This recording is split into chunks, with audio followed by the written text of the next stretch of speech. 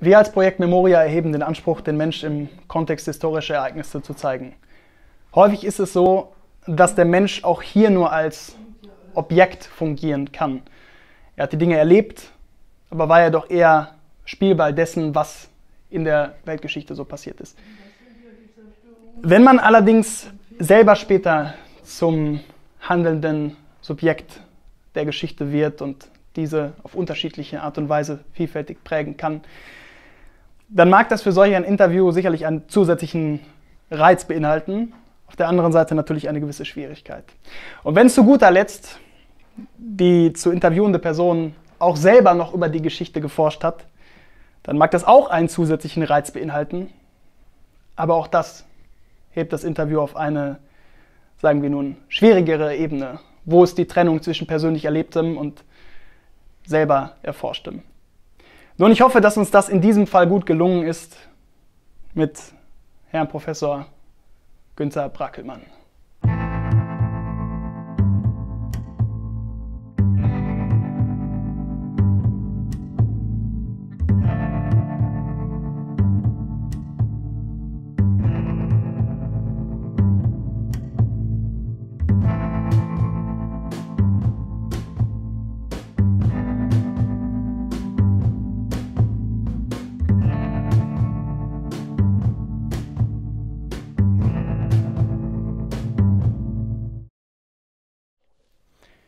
Herr Professor Brackelmann, wir haben uns heute hier in Ihrem Haus in Bochum-Quernburg getroffen. Dieser Stadtteil, diese Stadt war für Ihr Leben prägend.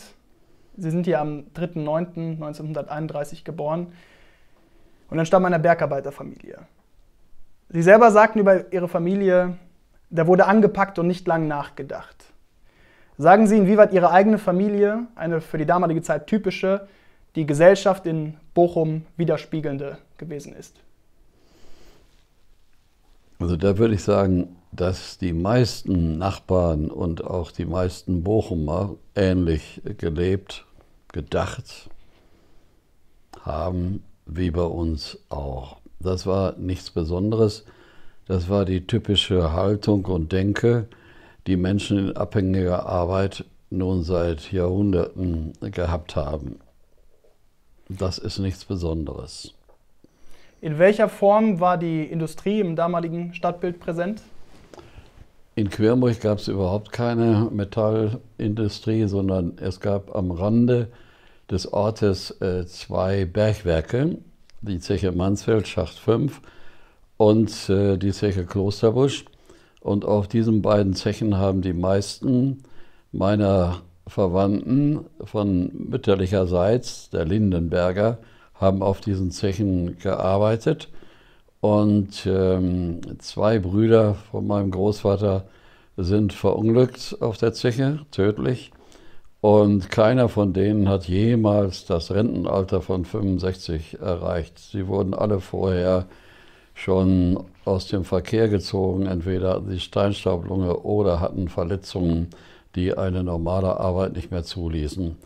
Der Pütz, so sagte mein Großvater, ist eine Knochenmühle. Sie sind seit vielen Jahren Mitglied der SPD. Glauben Sie, in dieser Familie und dieser Stadt aufwachsend, hätten Sie jemals etwas anderes werden können als Sozialdemokrat? Doch, ich hätte auch was anderes werden können, aber vom Umfeld her, hier im Ruhrgebiet nach dem Kriege und auch im Umfeld von Quernburg, war natürlich die gewerkschaftliche Bewegung noch wichtiger eigentlich als die SPD. Ich bin nun dann in meinem Werdegang Mitglied sowohl der IG Metall geworden, weil ich als Student in Metallbetrieben gearbeitet habe und später auch andere Kontakte zu IG Metall gehabt habe. Und ich bin dann Sozialdemokrat geworden, nicht nur aufgrund des Milieus, sondern im Zuge meiner Beschäftigung mit der deutschen Sozialgeschichte und mit der politischen Geschichte. Ja. Lassen Sie uns auf Ihren familiären Hintergrund eingehen. Sie sind mit zwei jüngeren Schwestern aufgewachsen. Ihr Vater hat als erster in dieser Familie die gerade erwähnte Bergarbeitertradition durchbrochen und ist Sparkassenangestellter geworden. Ja. Welche Werte wurden Ihnen durch ihn vermittelt? Da muss ich darauf hinweisen, dass mein Vater 1937 eingezogen wurde. Ne? 1935 gab es ja wieder die allgemeine Wehrpflicht. Und dann war er bis 1944 hin und wieder auf Urlaub zu Hause. Ich selbst habe überhaupt kein Vatererlebnis gekannt, denn in den kurzen Urlauben, naja, da machte man das, was Urlaub ist. Ne? Also mit ihm diskutiert oder von ihm irgendwelche Anregungen geistiger Art oder politischer oder religiöser Art habe ich eigentlich nie bekommen. Das ist das Schicksal vieler Kinder gewesen, dass sie, wenn man so will, kurz vor dem Krieg und im Krieg ohne Vater groß geworden sind. Und die entscheidenden Figuren in meiner Jugend waren Frauen. Das war meine Mutter und dann hinterher nach dem Krieg meine Großmutter, bei der wir dann mit unserer kleinen Rumpffamilie unterkrochen. Denn der Vater war 45, das wussten wir aber noch nicht 45. Das haben wir erst 1948 durch das Rote Kreuz erfahren, dass er gestorben ist als Soldat. Und das war natürlich klar. Meine Mutter bekam eine sehr kleine Rente von 120 D-Mark. Den Bescheid habe ich heute noch, mit 3 unmündigen Kindern, denn ich war ja damals auch noch unmündig. Da blieb ihr gar nichts anderes übrig, entweder irgendeinen Mann zu finden, der sie heiratet, das ist aber ziemlich schwer mit 3 Kindern, oder aber man kroch bei den Eltern unter. Das hatte aber im Ruhrgebiet Tradition. Wenn Kinder nicht zurechtkamen oder irgendwelche Schicksale erlitten, dann sind viele immer wieder nach Hause, wie man damals sagte, zurückgegangen und haben dort dann versucht, einigermaßen in Frieden nebeneinander und nicht nur gegeneinander zu leben. Wir werden auf diese Nachkriegszeit und auf das Verhältnis zu Ihrer Mutter und Ihrer Großmutter in der Nachkriegszeit noch zu sprechen kommen. Sagen Sie, war Ihnen Ihre Mutter auch vor dem Krieg schon eine wichtige Bezugsperson? Das kann ich eigentlich nicht sagen. Man muss dabei auch immer bedenken, die Kinder, oder nicht alle, aber viele Kinder damals, waren eben in der Familie, aber dass sie nun besonders hofiert geworden wären oder dass man sich nun besonders um sie gekümmert hätte, sie liefen mit. Nicht? Ja. Das ist nicht wie heute, wo man also den Tanz um die Kinder macht und so weiter. Und die Kinder mussten sehr schnell kleine Erwachsene werden. Wir haben zum Beispiel ja eigentlich, würde ich mal sagen, eine Kinderzeit in der klassischen Form eigentlich nie gehabt. Nicht? Sondern es war eine Kinderzeit unter den Bedingungen dann des Krieges und der Nachkriegszeit. Aber dann war ich ja schon junger Jugendlicher. Diese Kinderzeit unter Bedingungen des Krieges, auch unter Bedingungen des Nationalsozialismus, muss in Ihrer Familie auch dadurch geprägt gewesen sein, dass Ihre beiden Familien quasi, die Familie Ihrer Mutter und die Familie Ihres Vaters, aus sehr unterschiedlichen Milieus kamen. Ihre Familie mütterlicherseits war sozialdemokratisch geprägt, war gewerkschaftlich geprägt. Ja.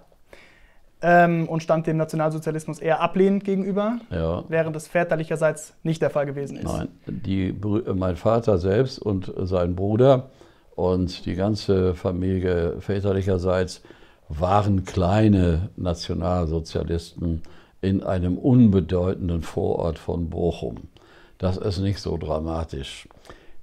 Aber man hat dann auf den gemeinsamen Festen, das blieb ja nicht aus, dass man sich mal begegnete, während des Krieges und vor allen Dingen nach dem Krieg, hat man habe ich nie erlebt, politische Themen besprochen. Ja. Das gab es überhaupt gar nicht. Ja? Und schon vor uns Kindern sowieso nicht. Ne? Für die Kinder hieß das immer, wenn wir was sagten, holde Mule, halt den Mund. Nicht? Kinder waren eben kleine, dumme Geschöpfe. Ihr Vater war nicht nur Parteimitglied, soweit ich weiß, sondern auch Mitglied der SA zeitweise? Ja, er war Mitglied der SA, Warum? Er war ein durchaus in Bochum damals bekannter Sportler, Turner, Leichtathlet. Und die SA hat ja sehr viel auf Sport Wert gelegt. Und da sind viele junge Leute seines Alters sind aus sportlichen Gründen in die SA gegangen. SA ist ja noch nicht Mitglied der NSDAP zu sein. Das wäre wieder ein Folgeschritt gewesen. Den ist er aber auch gegangen. Nämlich als er jetzt nach einer Arbeitslosigkeit, in der Zeit meiner Geburt war der Vater arbeitslos, dann eine Stelle bei der Stadt bekam. Und da war die Voraussetzung natürlich schon, dass man in der Partei sein musste. Sonst hättest du da keine neue Anstellung bekommen. Ja. Sie sind 1938 auf die Volksschule gekommen. Glauben Sie, dass Sie ein strebsamer Schüler gewesen sind? Ich würde mal so sagen, strebsamer Schüler bin ich eigentlich immer gewesen. Das ist sozusagen die zweite Natur meiner Kindergeneration. Wir konnten uns ein Luxusleben und ein Leben in Überfluss ja überhaupt nicht vorstellen. Und das bedeutet auf der anderen Seite, dass man von vornherein wusste, du musst etwas leisten. Also die Tatsache von Leisten begleitet die ganze Kindheit. Ja? Und das war auch auf der Schule so. Aber ich war auf der Schule auch ein bisschen unruhig und hab die Lehrer wohl viel geärgert. Denn in meiner Volksschulzeit habe ich viel, wie man im Ruhrgebiet sagt, Sänge bekommen. Das hieß, der Lehrer holte aus dem Pult den Stock und dann hat er die nicht braven Jungs auf den Hintern gekloppt. Und die Mädchen haben damals, so habe ich erlebt, andere haben das anders erlebt, die bekamen dann so Schläge mit dem Stock auf die Hände. Ja. Also Strafe gehörte noch zu meiner Zeit in der Volksschule zum täglichen Geschäft. Mal abgesehen von der Volksschule, war dieser Fleißgedanke, dieser Gedanke des Strebens, Sie sagen gerade, man hat keine Alternativen gehabt, man musste quasi strebsam sein. Ja. War das etwas, was Sie vor dem Krieg, während des Krieges und auch während Ihrer Schulzeit in der Nachkriegszeit begleitet hat? Ja. Ein verbindendes Element quasi. Ja, ich würde das als das wichtigste Element überhaupt bezeichnen. Ja. Nicht? Wir konnten uns keine bürgerliche Lachsheit erlauben. Lassen Sie mich nun die Frage nach Ihrem Lieblingsfach stellen. Das war eindeutig und klar Turnen, Sport. Ja. Ja. Und ich habe also nach 1945 war ich dann in TuS-Querenburg in der Schülermannschaft, erste Jugend und habe dann auch als Student noch in Unimannschaften gespielt und wäre auch beinahe mal in eine höhere Klasse gekommen nach Preußen-Münster. Aber das ist Gott sei Dank zerschlagen worden.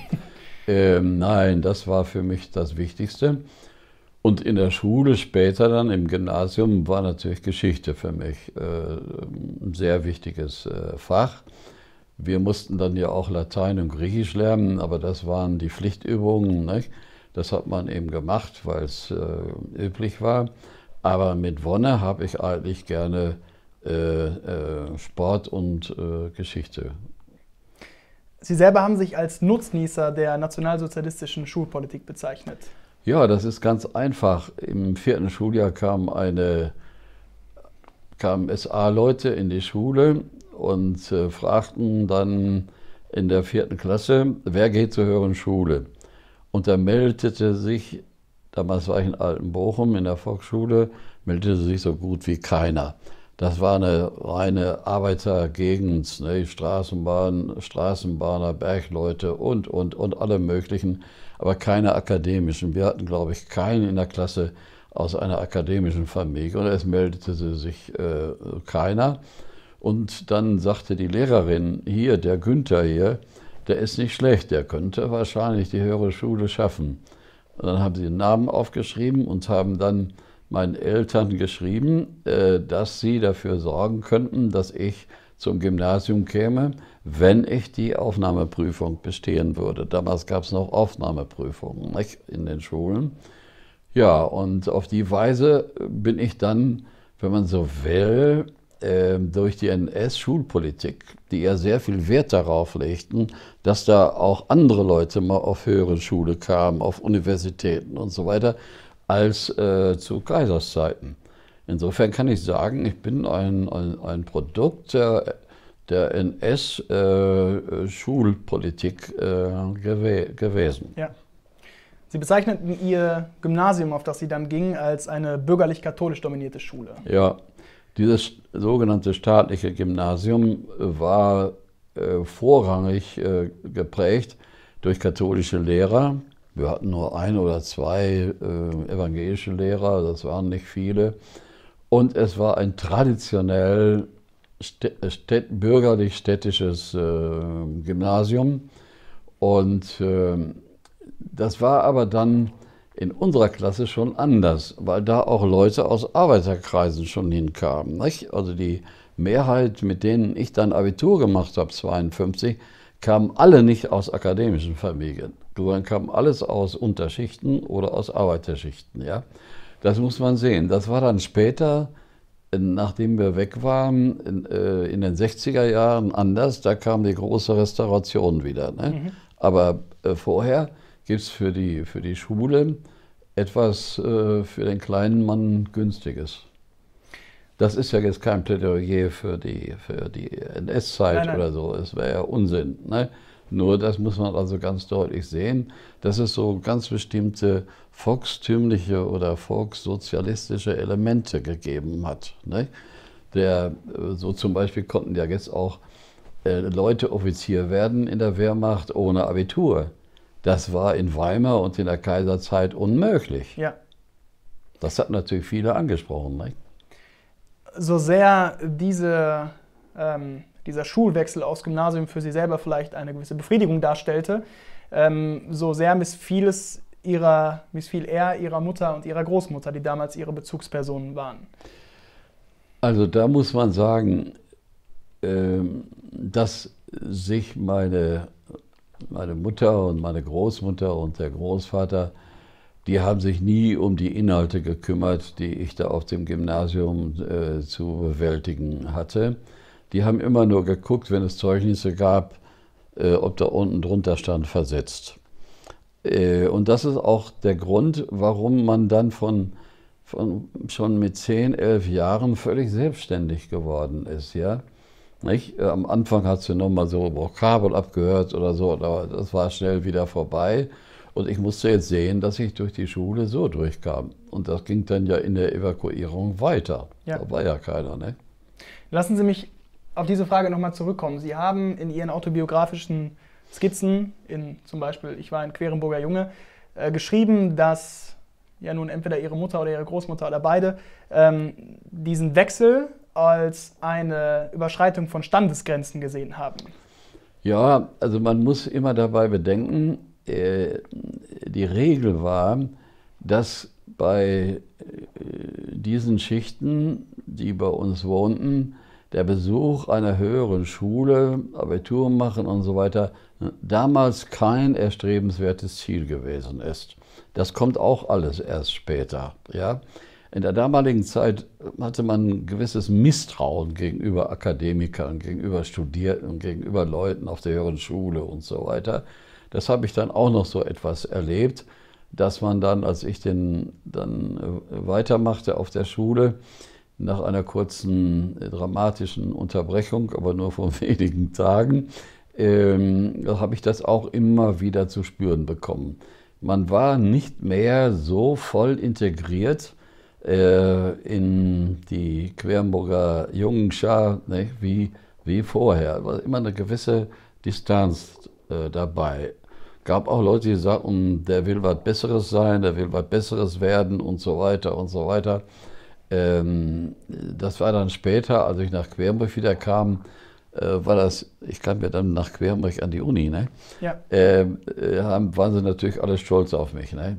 Aber so in der Jugendzeit habe ich dann doch eine Distanz gespürt.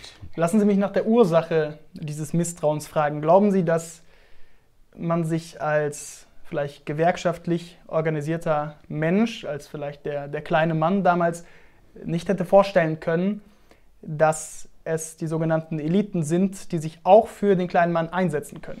Also das hat es bestimmt auch gegeben, aber das war nicht die Regel. eigentlich lebte und dachte man sehr in abgeschlossenen Kreisen, ja. Zum Teil sehr kleinbürgerlich, sehr kleinkariert, sehr konservativ, ne, bis reaktionär und so weiter.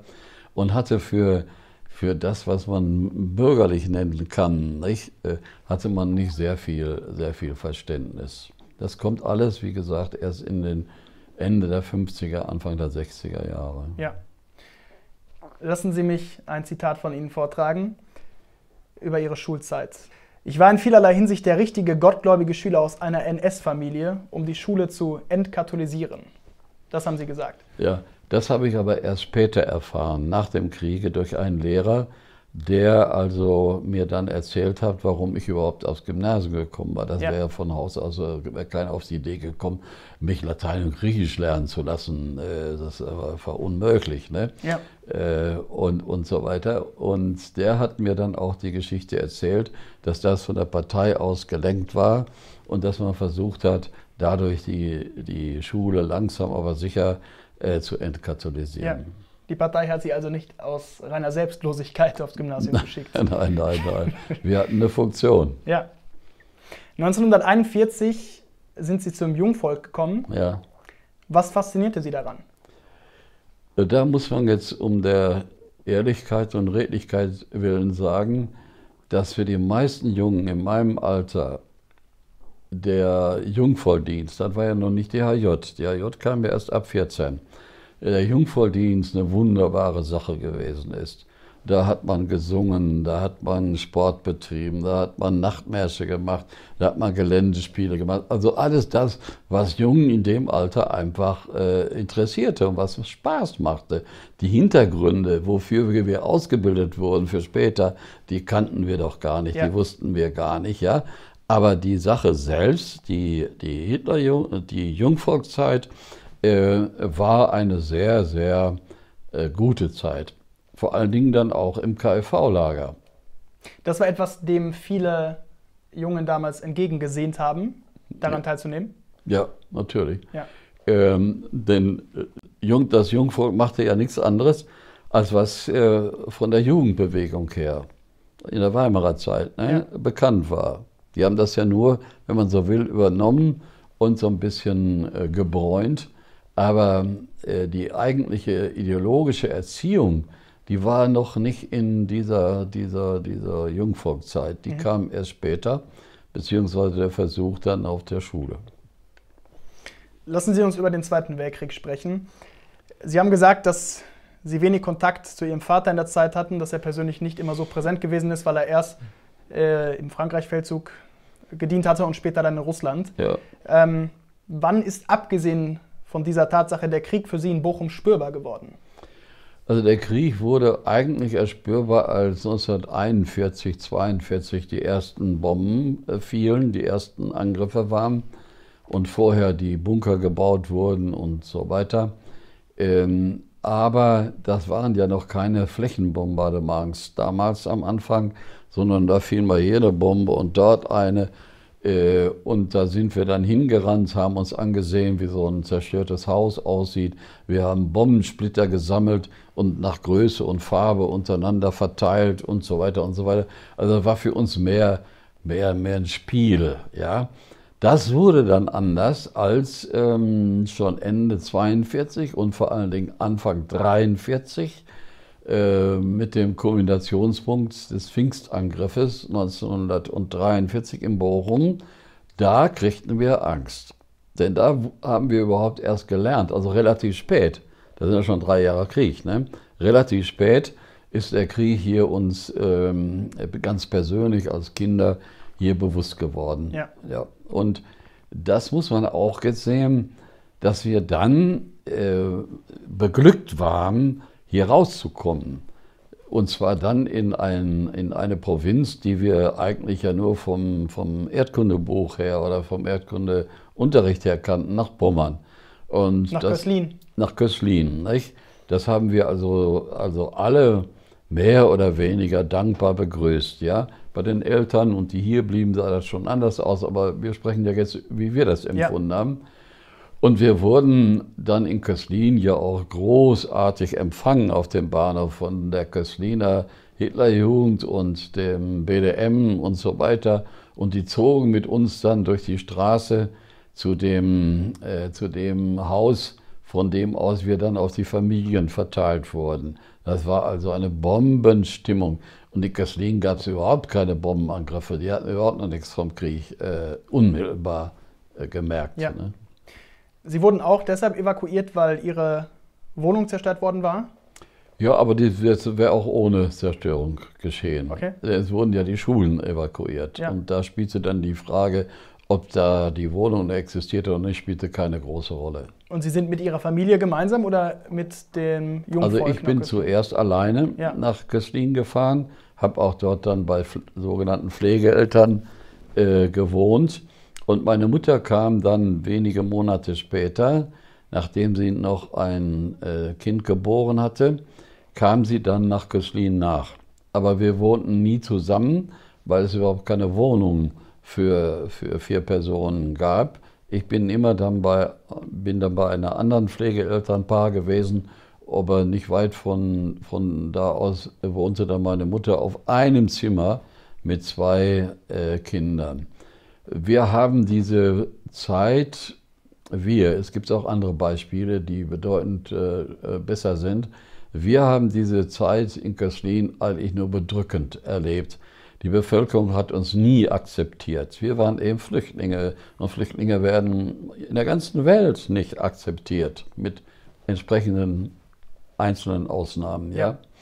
Und wir haben damals ja auch gesungen, nur der Führer ganz allein setzt unseren Sonderzug nach Bochum wieder ein. Nicht? Und haben dann gesungen, Westfalen Glück auf und Pommern versauf. Also wir hatten also eine sehr am Ende, nicht am Anfang, am Ende 44, Ende 44, ein sehr gespanntes Verhältnis zu unserer neuen Heimat.